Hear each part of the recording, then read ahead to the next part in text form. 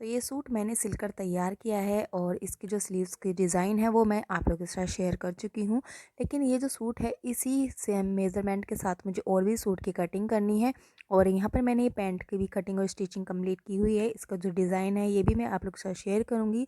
ये जो सूट सिला है इसी की सेम मुझे ये जो कपड़े हैं उनकी कटिंग करनी है। लेकिन मैं किस तरीके से कटिंग करती हूँ, कटिंग करते वक्त किन चीज़ों का मैं ज़्यादा ध्यान रखती हूँ, क्योंकि जो कटिंग अच्छे से हो जाती है ना तो कस्टमर को जो आपका सूट है एक बार में ही पसंद आ जाएगा, तो वो फिर से रिपीट आपके पास आएगा ही आएगा। कटिंग करते वक्त कुछ चीज़ों का आपको ज़रूर ध्यान रखना है। सबसे ज़्यादा प्रॉब्लम आती है कि आर्म होल कितना ले और शोल्डर कितना ले। काफ़ी लोगों के साथ में ये प्रॉब्लम बहुत ज़्यादा होती है। ऐसा नहीं है कि मेरे साथ में नहीं है, मेरे साथ भी बहुत ज़्यादा प्रॉब्लम आई। लेकिन काफ़ी टाइम के बाद जब मैंने कस्टमर के सूट सिलना स्टार्ट किए तो धीरे धीरे मुझे ये चीज़ें खुद से ही समझ आई। मैंने काफ़ी जगह सीखा भी है। लेकिन ये चीज़ें डीपली कोई नहीं बताएगा, ये चीज़ें आपको खुद से ही सीखनी होंगी। लेकिन यहाँ पर मैं आप लोगों के साथ भी अपना एक्सपीरियंस शेयर कर रही हूँ, जिससे मुझे इन चीज़ों को मैंने सुधार किया और काफ़ी मुझे इनका अच्छा रिज़ल्ट मिला है। सूट की कटिंग करते वक्त किन चीज़ों का आपको ज़्यादा ध्यान रखना है, ये चीज़ मैं आप लोगों के साथ आज इस वीडियो में शेयर कर रही हूँ। कुछ टिप्स आप लोगों के साथ शेयर करूँगी। तो यहाँ पर मैं जो सूट की कटिंग करने वाली हूँ उसी का मैंने जो बॉर्डर वगैरह था सब कुछ निकाल लिया है और उसको फिनिशिंग के साथ यहाँ पर मैंने प्रेस वगैरह करके बिछा लिया है। जो भी कान है कपड़े में वो निकाल लिया है। कभी भी आप जब भी सिलाई करें तो अच्छे से कपड़े को सेट कर ले, फिनिशिंग के साथ उसको अच्छे से जचा ले। तो चलिए देखते हैं। तो यहाँ पर जब भी मैं सूट का जो मेज़रमेंट लेती हूँ उनमें मैं डार्ट पॉइंट देखती हूँ, जैसे कि हमारी कमर कितने पे आएगी, हिप कितने पे आएगा और चेस्ट का जो पॉइंट है। इन तीनों पॉइंट का मैं ज़रूर ध्यान रखती हूँ और साथ में शोल्डर का मेज़रमेंट ज़रूर लेती हूँ। और यहाँ पर ये जो भी मेज़रमेंट है वो मैंने ले लिया है। ये मैंने बॉडी से मेज़रमेंट लिया है और साथ में मैं अपर चेस्ट का जो मेज़रमेंट है वो ज़रूर लेती हूँ। कस्टमर को 2 तरीके की स्लीव्स बनानी थी, शॉर्ट भी और लॉन्ग भी, क्योंकि काफ़ी सारे कपड़े थे उनके। तो यहाँ पर मैंने दोनों स्लीव्स का मेज़रमेंट लिया है। तो मैं आपको जो तो मैंने 3 पॉइंट की बात करी है कि मैं किस तरीके से लेती हूँ, तो ये देखिए यहाँ पर मैं एक लूँगी चेस्ट का पॉइंट, एक मैं यहाँ पर लूँगी कमर का पॉइंट, कि जो हमारी कमर की जो हल्की सी डीपनेस होती है वो कहाँ पर आती है। तो मेरी 14.5 इंच पर आ रही है। और उसके बाद मैं यहाँ पर लूँगी हिप का, कि हिप हमारे कहाँ से ओपन होते हैं। इन चीज़ों को आप ज़रूर से ध्यान रखें। इनको करने के बाद ही आपकी जो सूट की फिटिंग है वो एकदम परफेक्ट आएगी। अब बात करते हैं लूज़िंग की, कि हमें जो सूट की बॉडी से मेज़रमेंट लेते हैं, हमें उसमें फिटिंग डालते वक्त कितनी हमें लूज़िंग ऐड करनी है। तो यहाँ मैं कमर और हिप में 3-3 इंच की लूज़िंग ऐड कर रही हूँ। अगर मैं मीडियम साइज़ का सूट बनाऊँगी तो मैं उसमें सिर्फ 2 इंच की ही लूज़िंग ऐड करूँगी। बट मैं यहाँ पर अस्तर वाला सूट बना रही हूँ, थोड़ा सा हेल्दी पर्सन का है, तो यहाँ पर मैं 3 इंच की लूजिंग ऐड कर लूँगी। और चेस्ट में मैं 38 हमारी चेस्ट आई है तो उसमें मैं 4 इंच की लूजिंग ऐड करूँगी, क्योंकि एक तो ये हेल्दी इंसान का है और थोड़ा सा ये अस्तर वाला सूट भी है, तो इसलिए मैं 4 इंच की। और जब डीप नेक होता है तो उसमें हम कम लूजिंग ऐड करते हैं, लेकिन यहाँ पर मैं सिर्फ 7 इंच का ही नेक बना रही हूँ, बैक नेक। उसमें मैं 4 इंच की लूजिंग ऐड करूँगी। और अगर डीप नेक होता है, जैसे कि 9 और 10 का हमारा बैक डीप नेक होता है, तो मैं सिर्फ 2 इंच की ही लूजिंग ऐड करूँगी, क्योंकि हमारा जब डीप नेक होता है तो वो ओपन हो जाता है ज़्यादा, तो उसमें हमें लूजिंग ऑटोमेटिकली मिल जाती है। तो चेस्ट 38 इंच आई थी, उसमें मैं 4 इंच प्लस करने के बाद वो हो जाएगा 42 इंच। और जब हम उसको सूट पर फिटिंग में डालेंगे तो वो हमें 4 पार्ट में डिवाइड करना होगा। तो जो कमर है वो है 34 इंच, उसमें मैं 3 इंच ऐड कर दूंगी और उसको भी 4 पार्ट में डिवाइड करेंगे। अब बात आती है हिप की, तो हिप है 44 इंच और उसको भी हमें 3 से प्लस कर देना है। इस तरीके से आप उसमें लूजिंग ऐड करेंगे, लेकिन अगर डीप नेक है तो वहाँ पर आप सिर्फ 2-2 इंच ही ऐड करिएगा। इससे आपकी जो फिटिंग है वो एकदम परफेक्ट आएगी। ये चेस्ट में अगर मैंने 4 इंच प्लस किया था और उसके बाद उसको 4 पार्ट में डिवाइड किया तो 10.5 आया है। और कमर हमारी आई है 9.25 इंच और जो हिप है वो आए हैं हमारे 12.25 इंच। तो इस तरीके से यहाँ पर मैंने लूजिंग को ऐड कर लिया है। अब चलते हैं सूट की कटिंग की तरफ। सूट की कटिंग पर आप ज़्यादा ध्यान दीजिएगा, क्योंकि जब आप सूट की कटिंग अच्छे से कर लेते हैं तो सिलाई एकदम अच्छे से हो ही जाएगी। कस्टमर को ये नहीं पता कि आपने सूट की कटिंग करते वक्त कितना समय लगाया है, सिर्फ वो देखेंगे आपके ने कितनी अच्छी तरीके से फिटिंग दी है।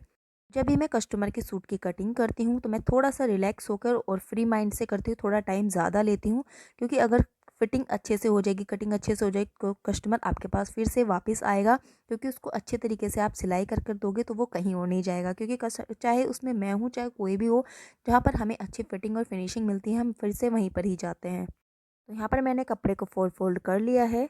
लूजिंग ऐड करने के बाद यहाँ पर जो भी हमारा बड़ा साइज़ है वो हमें लेना है। तो यहाँ पर जो हिप का बड़ा साइज़ आया है यानी कि 12.25 इंच, उसको हमें ले रखना है और उसमें हमें 2 इंच एक्स्ट्रा लेना है मार्जिन के लिए। और उसके बाद यहाँ पर मैं जो सूट की लेंथ है वो मेज़रमेंट कर लेती हूँ और उसमें जो भी आपको नीचे की तरफ एक्स्ट्रा कपड़ा है वो भी रखकर यहाँ पर मैं सूट की लंबाई का निशान लगा लूँगी। अब बात करते हैं शोल्डर की। जो सभी सभी जो सिलाई करते हैं जिनकी मेन प्रॉब्लम होती है कि शोल्डर कितना ले, तो जब इनका मैंने मेज़रमेंट लिया था तो इनका जो शोल्डर था 15.5 इंच का था। तो जितना भी आपका शोल्डर है उसको अगर हम 2 से डिवाइड करेंगे तो हमारे यहाँ पर आया है 7.25 इंच। आप अपने अकॉर्डिंग देख लीजिएगा आपका कितना आया है। और बैक नेक जो बनाकर रेडी कर रही हूँ 7 इंच का बना रही हूँ। तो अगर आप 6 या 7 इंच का बैक नेक बनाकर रेडी कर रहे हैं तो जितना भी आपका शोल्डर है आप उसमें से 1 इंच माइनस कर दीजिएगा। अगर आप कॉलर वाला सूट बना रहे हैं या फिर बैन नेक बना रहे हैं तो आप जितना भी शोल्डर है उसमें 1/2 इंच प्लस कर दीजिएगा। तो बैक नेक अगर आप 6, 7 या 8 इंच का बना रहे हैं तो जितना भी आपका टोटल शोल्डर आया है उसमें से आप 1 इंच माइनस कर दीजिएगा। तो ये देखिए इस तरीके से मैं आपको लगाकर निशान दिखाती हूँ। तो 7.25 इंच का जो मेरा टोटल शोल्डर है वो आया है। अब 7 इंच का मैं बैक नेक बना रही हूँ तो यहाँ पर मैं 1 इंच माइनस कर दूँगी तो जो टोटल शोल्डर है वो 6.25 इंच का आएगा। तो अब बात करते हैं आर्म होल की कि आर्म होल कितना लें। तो जब मैं शोल्डर लेती हूँ शोल्डर से 1/2 इंच ही एक्स्ट्रा या फिर उससे थोड़ा सा कम ही मैं लेती हूँ। ज़्यादा मैं एक्स्ट्रा नहीं लेती हूँ। आप जितना भी आपका शोल्डर है इस बात का ध्यान रखिएगा। जितना भी आपका शोल्डर है उससे 1/2 इंच ही आप एक्स्ट्रा लेना। इससे क्या होगा कि आपकी फिटिंग है ना एकदम परफेक्ट आएगी।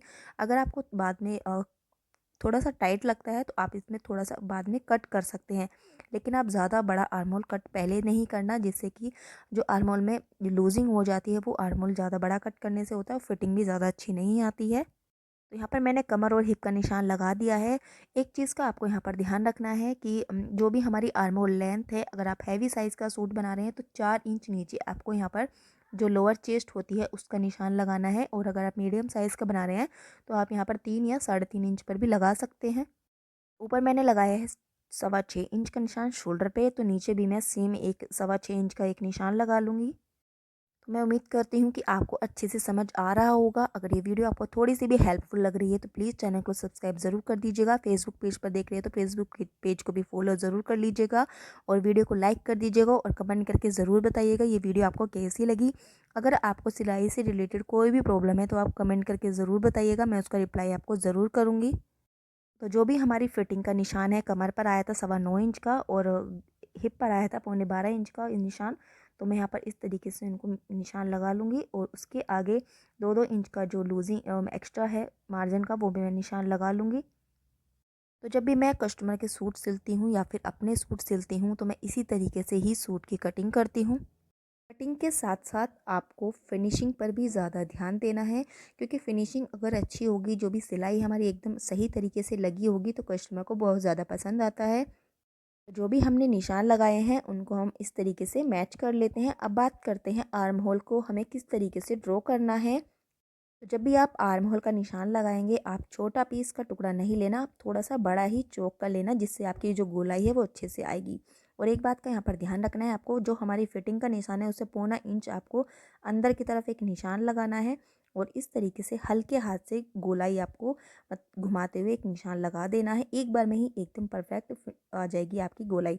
बैक पार्ट के लिए आपको जो हमारी और आर्म होल लेंथ है उसको बीच से फोल्ड करना है और 1/4 इंच हमें जो हमारा बीच का निशाना है उससे हमें 1/4 इंच यहाँ पर एक निशान लगाना है और उसको आर्म होल से इस तरीके से मिलाते हुए एक लाइन ड्रॉ कर लेंगे। यहाँ पर हम बैक पार्ट की कटिंग करें, फ्रंट हम लगा चुके हैं और जो बैक पार्ट है हमें बिल्कुल फिटिंग में ले जाते हुए मिला देना है। आपको अच्छे से समझ आ रहा होगा। अगर आपको थोड़ी सी भी वीडियो हेल्पफुल लग रही है तो प्लीज़ चैनल को सब्सक्राइब ज़रूर कर लीजिएगा। और एक चीज़ का आपको यहाँ पर ध्यान रखना है कि जो अपर चेस्ट और फुल चेस्ट जो होती है उसमें हमें 1/2 इंच का यहाँ पर अंदर की तरफ एक निशान लगाना है। इसको करने से क्या होगा कि आपके जो चेस्ट के आसपास जो झोल आ जाता है वो नहीं आएगा, फिटेगी एकदम परफेक्ट तरीके से आएगी। और जो हमने 4 इंच का निशान लगाया था फुल चेस्ट का, उसमें हमें इस लाइन को मैच कर देना है। तो उम्मीद करती हूँ आपको ये वीडियो काफ़ी ज़्यादा हेल्पफुल रही होगी। कटिंग करते वक्त आप इन चीज़ों का ध्यान ज़रूर रखिएगा। इसे करने से आपकी जो फिटिंग है एकदम परफेक्ट आएगी, कटिंग एकदम परफेक्ट आएगी। आप जिसका भी सूट सिलोगे ना वो आपकी तारीफ़ ही करेंगे। कि ये चीज़ें आपको कोई भी नहीं सिखाएगा, इतना डिटेल में आपको बहुत कम लोग बताते हैं। आप सीखने जाओगे बाहर तो इस तरीके से नहीं बताते हैं, क्योंकि मैंने भी काफ़ी जगह सिलाई सीखी थी, लेकिन ये चीज़ें जब मैंने सिलाई करना स्टार्ट किया तो काफ़ी सालों के बाद, मेरी मेहनत के बाद ये चीज़ें मुझे खुद से ही समझ आई, और ये चीज़ें मैं आप लोगों के साथ शेयर कर रही हूँ। तो प्लीज़ चैनल को सब्सक्राइब ज़रूर करिएगा और वीडियो को लाइक ज़रूर कर दीजिएगा। और यहाँ पर मैंने सूट की अच्छे से कटिंग कर ली है, और जो कमर का हिप का निशान है यहाँ पर मैं इस तरीके से छोटे छोटे कट लगा लूँगी, और ऊपर से भी मैं शोल्डर को यहाँ पर कट कर लूँगी, और उसके बाद बैक पार्ट को अलग करके फ्रंट को भी मैं इसी तरीके से कट कर लूँगी। जब भी मुझे सेम साइज़ का कई सूट कटिंग करने होते हैं तो मैं एक सूट की कटिंग करने के बाद वही सूट को रख कर कटिंग कर लेती हूँ एक बार में ही। इससे क्या होता है कि जब आप बाद में दूसरे सूट की कटिंग करते हैं तो थोड़ा ऊपर नीचे हो जाता है, लेकिन उसी सेम साइज़ को सूट को कटिंग करने से आपके सभी जो सूट हैं वो एकदम सेम साइज़ कर बनकर ही तैयार होंगे। तो सिलाई के साथ साथ सभी काम भी बहुत ज़्यादा ज़रूरी हैं, क्योंकि बच्चों के एग्ज़ाम वगैरह भी चल रहे हैं। घर का सारे काम, झाड़ू पोछा, कपड़े बर्तन और लंच डिनर ब्रेकफास्ट सब कुछ सारे काम करने होते हैं। तो आप देख सकते हैं घर के काम के साथ साथ सिलाई का भी मैं काम करती हूँ घर में ही रहकर। तो आपको भी अगर सिलाई आती है तो उसको वेस्ट ना करें। अपने घर में रहकर अपने सूट तो कम से कम आप सिले, और मेरी वीडियो को देखने के बाद, इस वीडियो को देखने के बाद आपको अच्छे से सूट की जो छोटी छोटी चीज़ें हैं वो आपको समझ आ गई होंगी। और आगे आने वाली वीडियोस में मैं आप लोगों के साथ ऐसे ही छोटी छोटी टिप्स हैं जिससे आप एकदम परफेक्ट तरीके से फिटिंग और स्टिचिंग भी कर सकते हैं, आने वाली वीडियोस में मैं आप लोगों के साथ शेयर करूँगी। तो ज़रूर से आप प्लीज़ चैनल को सब्सक्राइब ज़रूर कर दीजिएगा, फेसबुक पेज पे को भी फॉलो ज़रूर कर लीजिएगा, और सिलाई से जुड़ी कोई भी अगर आपको जानकारी चाहिए